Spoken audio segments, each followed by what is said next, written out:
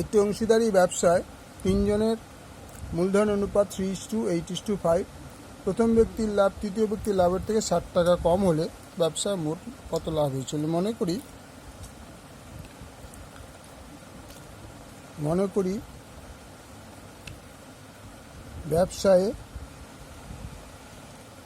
মোট লাভ equal to X টাকা। তিনজনের মূলধন অনুপাত,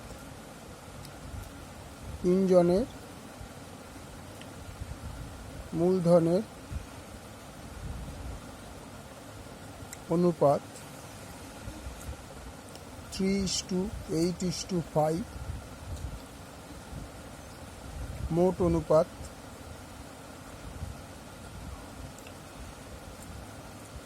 3+8+5 ইকুয়াল টু 16। সুতরাং প্রথম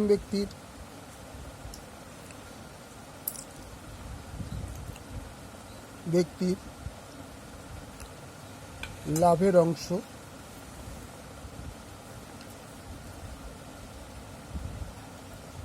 x ইন্টু 3/16, 3x/16 টাকা। তৃতীয় ব্যক্তির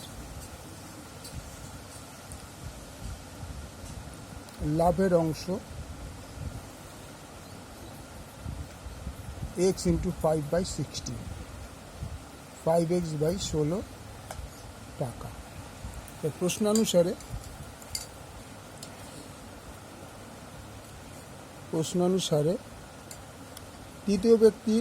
প্রথম ব্যক্তির লাভ তৃতীয় ব্যক্তির লাভের থেকে 60 টাকা কম। তো প্রথম ব্যক্তির লাভ ছিল 3x/16, তো তৃতীয় ব্যক্তির ছিল 5x/16 থেকে 60 টাকা কম, বা 3x/16 equal minus 5x/16 equal to -60, বা 16 কে সাথে 3x minus 5x equal to -60, বা -2x/16 equal to -60। Minus minus কেটে গেল, x is equal to 60 into 16/2, 30 দুগুণে 60, 316 480 টাকা। তাহলে মোট লাভ হয়েছিল, মোট লাভ